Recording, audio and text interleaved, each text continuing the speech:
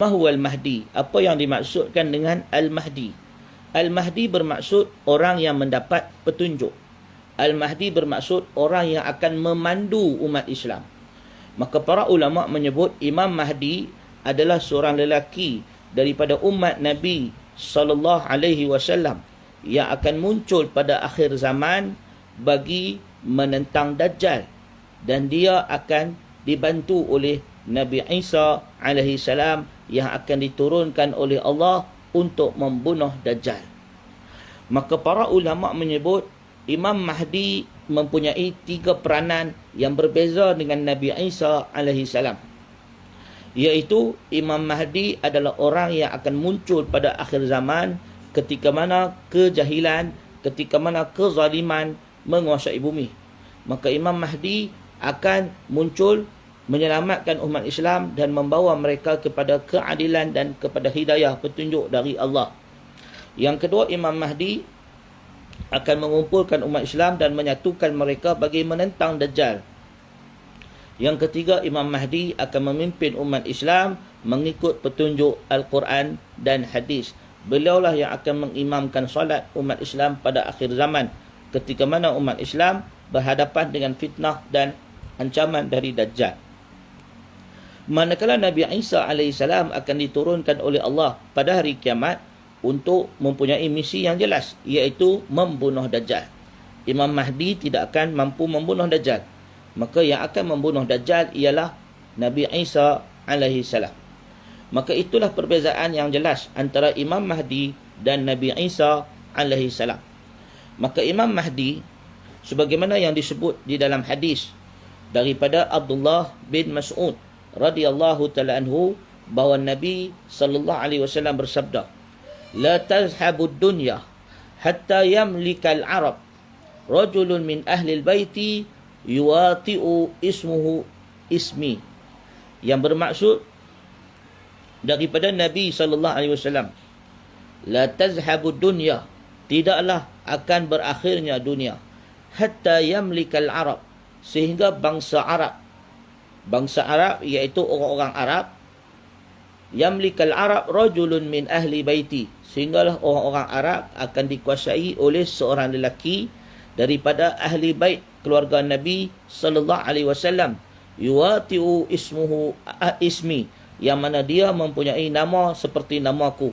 Hadis riwayat At-Tirmizi dengan sanad yang sahih, bahawa hadis ini menunjukkan, kata Nabi sallallahu alaihi wasallam, dunia tidak akan berakhir sehingga muncul seorang lelaki yang memikul nama yuwatiu ismi, memiliki nama seperti namaku, iaitu Muhammad bin Abdullah, yamlikul Arab rajulun min ahli baiti, dan dia akan menguasai orang-orang Arab, dan dia dari kalangan ahli bait Nabi sallallahu alaihi wasallam.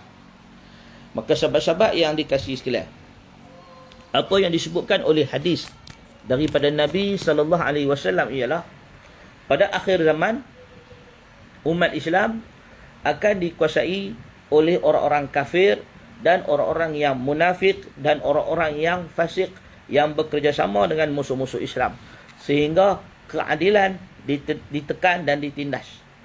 Dan di saat-saat umat Islam hampir berputus asa, Allah Subhanahu wa taala akan mengutuskan seorang lelaki yang diberi nama Muhammad bin Abdullah, mempunyai nama sebagaimana nama Nabi sallallahu alaihi wasallam, dan ini merupakan apa yang telah disepakati oleh para ulama ahli sunnah wal jamaah, iaitu Imam Mahdi memiliki nama sebagaimana nama Nabi Muhammad sallallahu alaihi wasallam.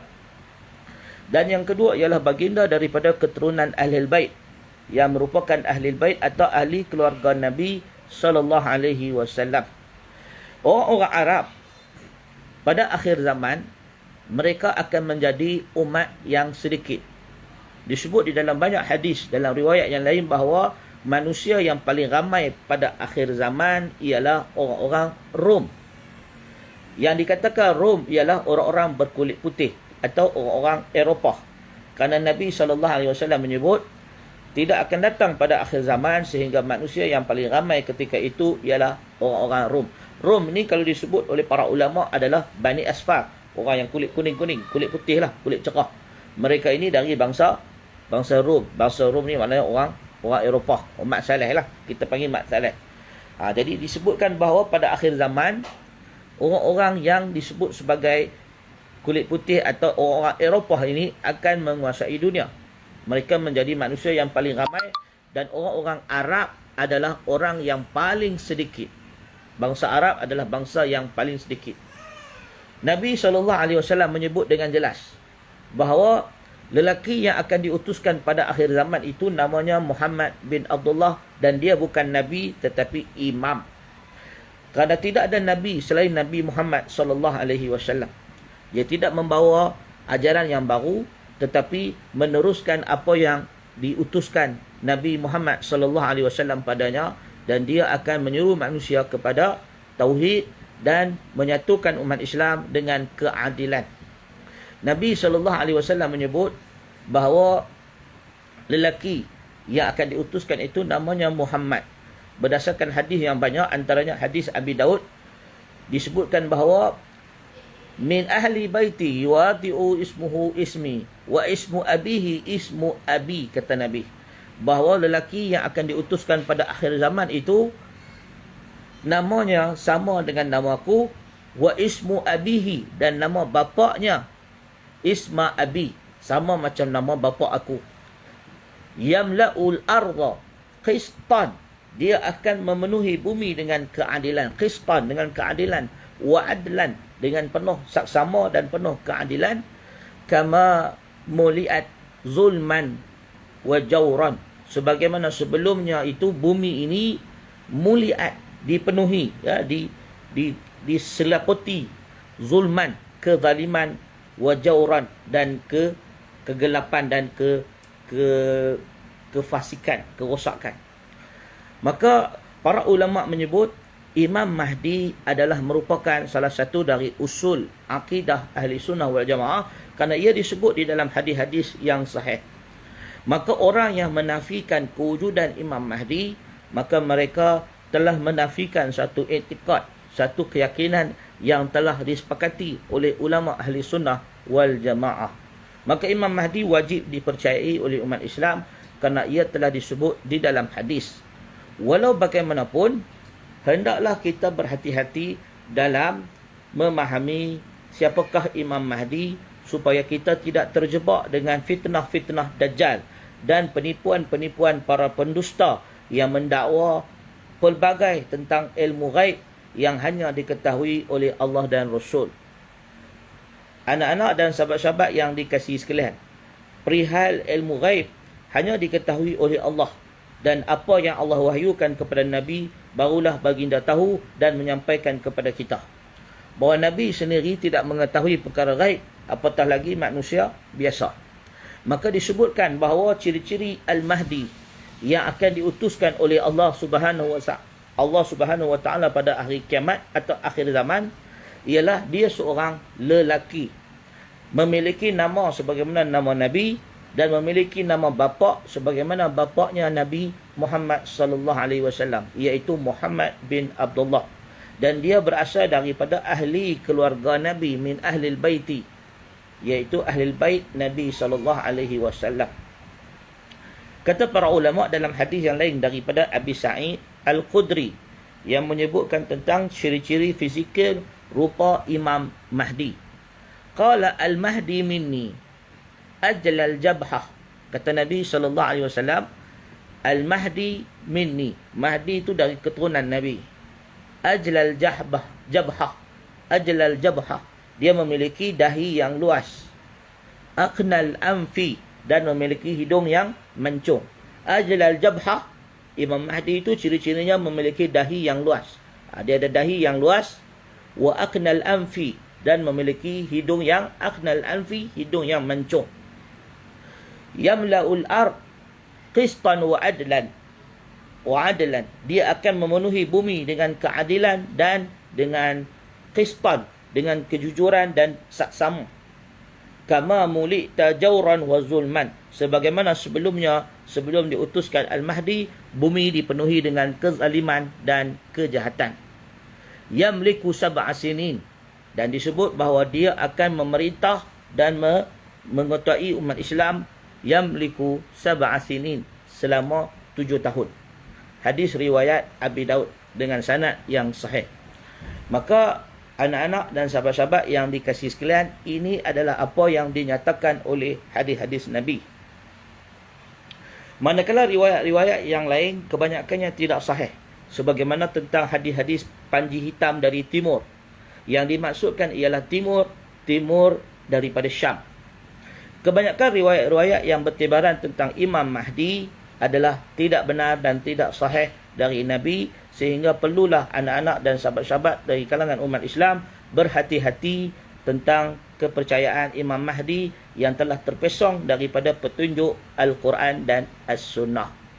Nabi SAW dalam hadis yang sahih menyebut Al-Mahdi min aitrati. Mahdi itu dari keturunan Nabi, min waladi Fatimah, daripada anak keturunan Fatimah binti Muhammad SAW.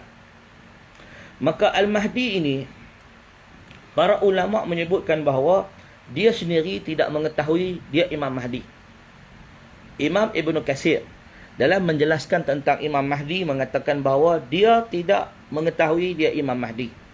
Sebaliknya, dia akan diberikan ilham oleh Allah, petunjuk oleh Allah, dan Allah akan memperbaikinya sehingga dia dari keadaan yang sebelumnya tidak layak menjadi imam kepada seorang yang memiliki kaliber, kebolehan, kemampuan untuk memimpin umat Islam dalam satu malam. Ini berdasarkan hadis daripada Ibnu Majah. Al-Imam Ibnu Majah mengeluarkan sebuah hadis daripada Ali bin Abi Talib. Qala Rasulullah sallallahu alaihi wasallam, al-Mahdi minna ahlal baiti yuslihu Allahu fi lailatin yuslihuhu Allahu fi lailatin. Al-Mahdi ini min ahlil baiti. Al-Mahdi dari ahlil bait, dari keturunan Nabi sallallahu alaihi wasallam. Yuslihuhu Allahu fi lailatin. Allah mengislahkan dia, memperbaiki dia dalam satu malam. Maka disebut oleh Imam Ibn Katsir dalam kitab Al-Nihayah fil Fitan wal Malahim bahawa yang dimaksudkan oleh Nabi sallallahu alaihi wasallam, Imam Mahdi, dia tidak menyedari bahawa dirinya adalah Al-Mahdi. Kemudian dalam satu malam, Allah Subhanahu wa taala menjadikan dia berubah, menjadikan dia diberi petunjuk, ilham, dan diberikan kekuatan untuk memimpin umat Islam bagi menentang Dajjal. Maka apa yang disebut oleh para ulama, antaranya Syekh Dr. Umar Sulaiman Al-Ashqar dalam perbahasan tentang hadis-hadis akhir zaman ini, ialah umat Islam perlu berhati-hati di dalam meneka-neka tentang persoalan gaib yang tidak ada petunjuk dari Allah. Maka kita tidak boleh mengambil mudah tentang masalah hadis-hadis akhir zaman dengan mengaitkan dengan individu-individu yang ada di sekeliling kita. Sebaliknya, hadis-hadis akhir zaman ini akan berperanan dan berjalan seperti yang telah disebut oleh Nabi apabila sampai waktunya, tanpa perlu kita melakukan apa-apa atau kita perlu menunggu waktu tersebut. Sebaliknya, umat Islam dituntut melaksanakan kewajipan yang diperintahkan oleh Allah dan Rasul sebagaimana biasa. Kita buat kerja kita macam biasa. Tetapi apabila datang waktu yang ditetapkan, maka ia akan pasti berlaku sebagaimana yang ditetapkan oleh Allah Subhanahu wa taala. Maka apa yang kita perlu faham ialah kita tidak disuruh menunggu Imam Mahdi. Kita tidak disuruh menunggu Imam Mahdi. Maka sebab itu tidak perlu umat Islam melihat dalam tulisan para ulama perkara-perkara yang bukan untuk diamalkan tetapi lebih berbentuk kepada akademik. Dalam mahkamah, kalau kita pergi ke mahkamah, ada hujah-hujah peguam yang tidak dipakai oleh hakim tetapi hanya bersifat sebagai akademik. Maknanya hujah-hujah yang diterima sebagai rujukan atau sumber tambahan, informasi tambahan, tetapi tidak mempengaruhi keputusan hakim. Maka begitu juga dalam Islam, para ulama mengarang kitab yang pelbagai. Di dalam tulisan-tulisan mereka, ada yang kita disuruh ambil pegangan dan ada yang hanya sekadar makluman informasi tambahan. Sebagai contoh, para ulama Islam seperti Imam Al-Qurtubi dalam kitab At-Tazkirah ada menulis tentang Imam Mahdi dilahirkan di mana dan di mana. Perkara ini bukan untuk kita umat Islam mencari Imam Mahdi atau menunggu kelahiran beliau. Sebaliknya, apa yang perlu dilakukan oleh ahli sunnah wal jamaah, mengikuti Al-Quran dan hadis dan menjalankan kehidupan seperti biasa dengan mematuhi perintah Allah dan melaksanakan tuntutan yang diperintahkan oleh Nabi sallallahu alaihi wasallam. Kita tidak disuruh menunggu Al-Mahdi. Kita tidak disuruh mencari siapa Al-Mahdi. Apabila dia muncul, sekiranya kita berpegang teguh kepada Al-Quran dan As-Sunnah, kita akan bersama-sama dengan dia dengan mengikut kehendak Allah dan perintah Allah. Maka sebab itu, para ulama Islam, mereka tidak maksum dan mereka menulis pelbagai ilmu dan bukan semuanya untuk diamalkan dan dipakai. Sebagai contoh, Imam Al-Qurtubi dalam kitab At-Tazkirah telah menyebut bahawa Imam Al-Mahdi dilahirkan di Maghrib atau Imam Mahdi akan dilahirkan di Maghrib. Manakala sebagian pendapat mengatakan Imam Mahdi akan dilahirkan di Andalus, di Spain, Spanyol. Ada yang menyebut bahawa Imam Mahdi sebagaimana yang dinukilkan oleh Abi Nu'aim dari Hammad dari Ali bin Abi Talib bahawa Imam Mahdi akan dilahirkan di Madinah. Walau bagaimanapun, semua ini adalah pendapat dan hanyalah teori yang diriwayatkan daripada para sahabat atau para salaf yang tidak berbentuk hujah untuk kita mencari-cari di mana lahirnya Al-Mahdi. Sebaliknya, riwayat-riwayat ini lebih berbentuk akademik, berbentuk maklumat informasi tambahan yang menceritakan kemungkinan riwayat yang tepat adalah Imam Mahdi dilahirkan di Madinah, kemudian akan berpindah menjadi pemimpin dan diangkat sebagai ketua umat Islam di Syam. Kemudian dia akan menuju ke Mekah menunaikan haji atau umrah dan di sana dibai'ah oleh umat Islam di Kaabah. Semua riwayat ini hanyalah berbentuk informasi yang dikumpulkan oleh para ulama untuk memahami kronologi kisah Imam Mahdi dengan lebih lanjut, tetapi sama sekali bukan menjadi hujah kepada umat Islam untuk meneka-neka dan untuk menggambarkan atau mencari-cari kemunculan Imam Mahdi dalam masyarakat kita. Sebaliknya, setiap orang yang berpegang kepada Al-Quran dan As-Sunnah pasti tidak akan tercicir dari menyertai Imam Mahdi.